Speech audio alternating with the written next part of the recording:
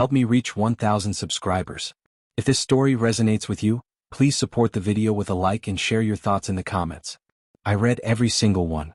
Thank you. I never imagined that a marriage could unravel because of a joke. If someone had told me that a careless laugh, a sharp remark tossed out at the wrong moment, could destroy something I believed was unbreakable, I would have laughed in their face. That's the irony of it all. I was always laughing. Humor was my shield. My way of brushing past discomfort. My way of avoiding truths I didn't want to face. My husband, Daniel, used to tell me I laughed whenever I felt uneasy. I accused him of overanalyzing. Turns out, he understood me better than I ever understood him. Daniel and I were married for 11 years.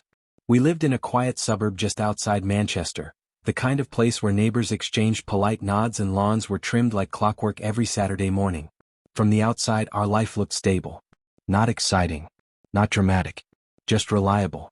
Daniel worked as a systems analyst, structured hours, steady routines. I worked part-time at a marketing firm and convinced myself that made me more flexible, more interesting, more alive. Somewhere along the way, his steadiness stopped feeling like security and started feeling like weakness. I never said that outright. Not at first. Daniel wasn't loud. He didn't explode when something hurt him. He thought things through, tried to understand them before speaking. I mistook that patience for passivity. I was quicker with words, sharper with humor. People laughed at my sarcasm. Friends praised my wit. At dinner parties, I teased Daniel for being too kind, too gentle, too accommodating. Everyone laughed, including Daniel, or at least I thought he did. Looking back, I realize his smiles always came a moment too late. The night everything broke started like so many others. Friends were over. Wine bottles lined the table. Laughter bounced off the walls. Someone shared a story about a workplace argument, and the conversation drifted toward conflict and standing up for yourself. One friend joked that Daniel might be the calmest man alive. I laughed and said, "Calm is one way to put it. I'd call it avoiding confrontation." The room laughed. I felt clever. Accomplished. Daniel glanced at me for just a second, then looked back down at his glass. Later, as the wine loosened tongues and the atmosphere softened, I kept going. I told a story about how Daniel once apologized to a stranger who bumped into him. "He hates tension," I said with a smile. "Conflict terrifies him." More laughter. Someone commented that I was lucky to have such a gentle husband. I raised my glass and replied, "Gentle is nice.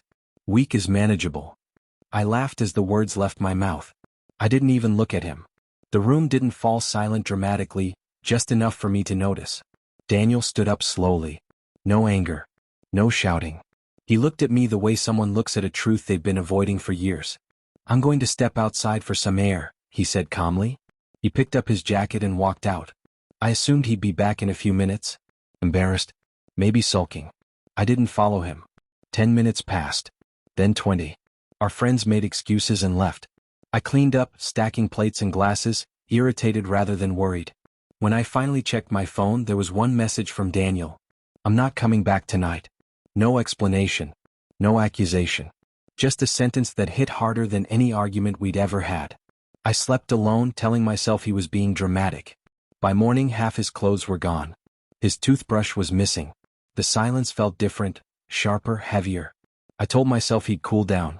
That we'd talk. That he'd realize it was just a joke. But as the hours passed, a thought settled in that I couldn't shake. What if that joke wasn't new? What if it was simply the first time he believed me? 3 days later, his next message arrived. "I'm staying with my brother for now. We need space." I stared at the screen, waiting for more. Something softer. Something hopeful. Nothing came. For the first time in our marriage, I didn't know how to fix things with words. I replayed that night again and again. Every laugh sounded cruel now. Every joke carried weight. I told myself he should have spoken up sooner. That if it hurt him, he should have said something. But deep down, I knew the truth.